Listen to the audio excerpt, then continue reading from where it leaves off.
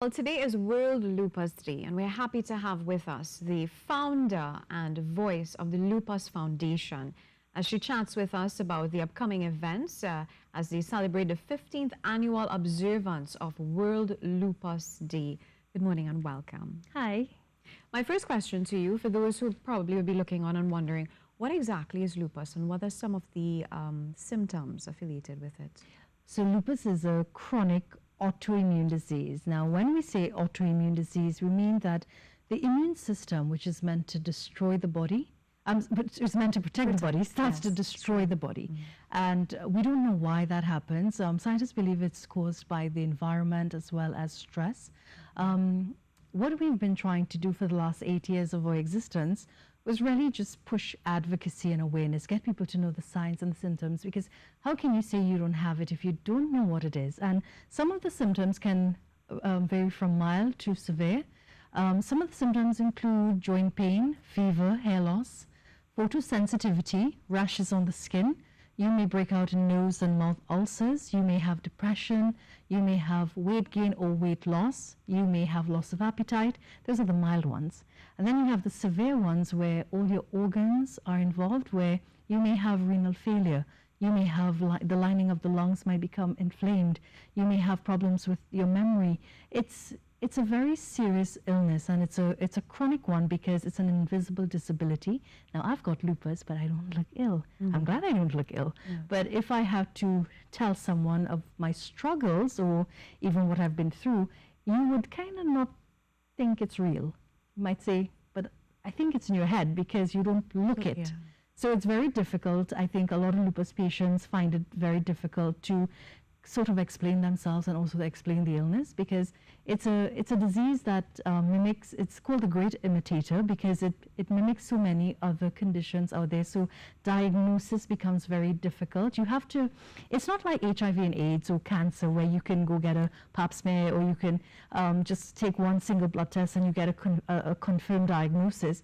With lupus, you have to meet the criteria for testing. So the criteria for testing would be meeting 4 out of 11 symptoms, and then you have to go through a barrage of testing, various tests, which would then confirm whether you have the anti-nuclear factor, the double-strand DNA will be positive, and then you get the confirmation. So it's very, very tricky, and it's a very tricky. It mimics so many things. I remember with my experience, I remember having to, I was tested for HIV and AIDS, I was tested for tuberculosis, I was tested for various blood cancers and stuff like that. So I think anyone who's looking on that might be exhibiting symptoms that resemble lupus, please don't panic, don't self-diagnose yourself. It mimics so many normal things like the common flu, chikungunya, dengue. So you have to really be, in consultation with a doctor for him or her to guide you accordingly with the testing aspect. So you would have had to go through that entire barrage of testing? Yes, it is actually, studies show that it takes at least 6 years for a person who's showing the symptoms to get a confirmed diagnosis. That's correct, yeah. What led you to form such an organization? Well, as a lupus sufferer and seeing the need for more advocacy and awareness, I've been through, my story is out there.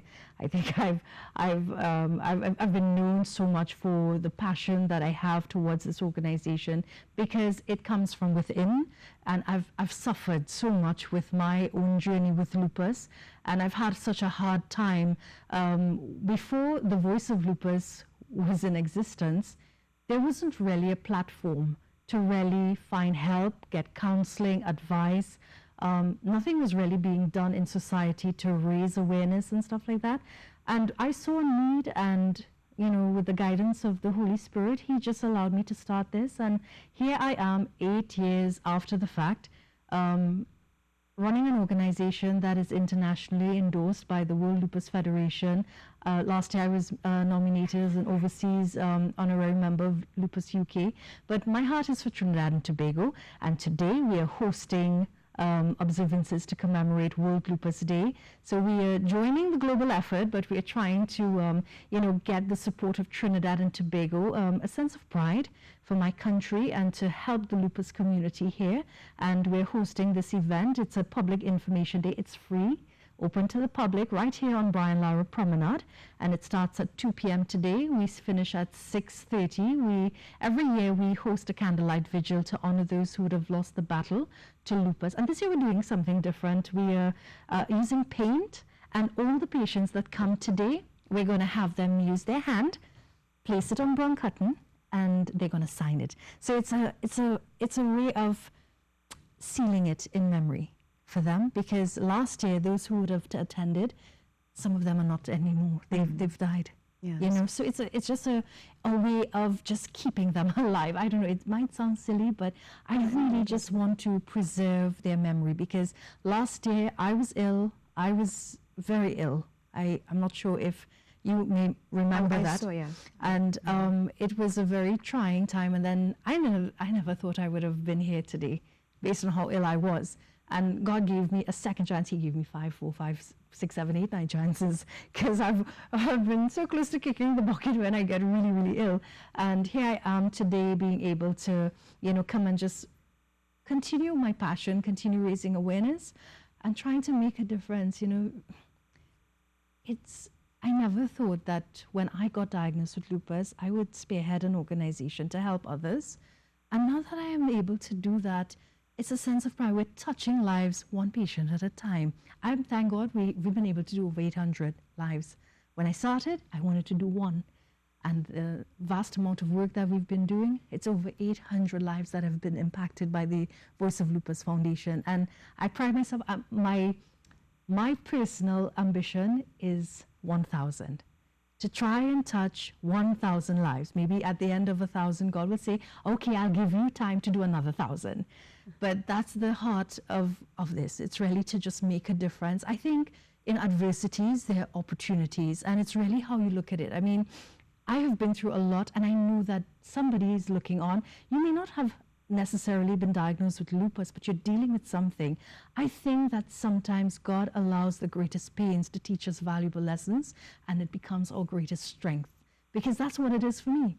I don't see myself as sick and go weep in a corner. No, I see it as a call to action and to stand as an ambassador for the cause, as well as to create change.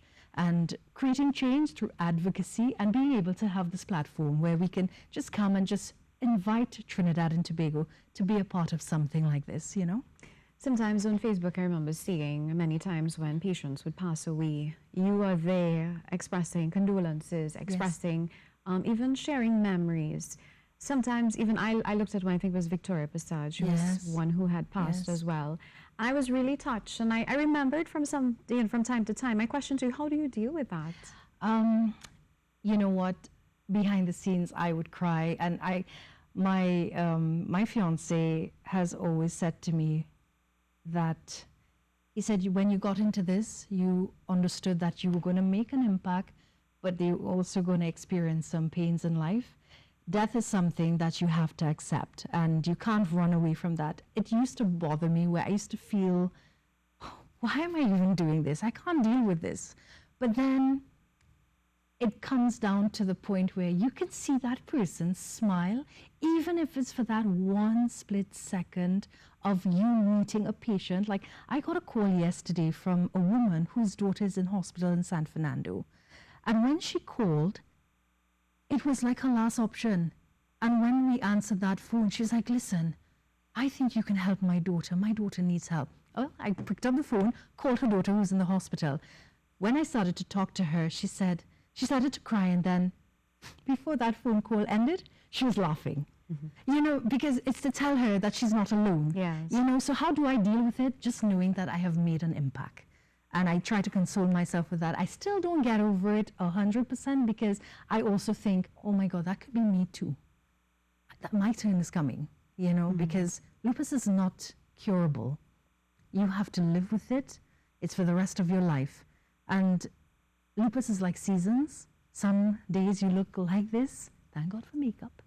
And, and then there are days where you just can't even get off of bed to go brush your teeth or take a shower, or even to go downstairs to get something to eat. There are days, and that's my reality. But I embrace it, because I believe that life is all about seasons.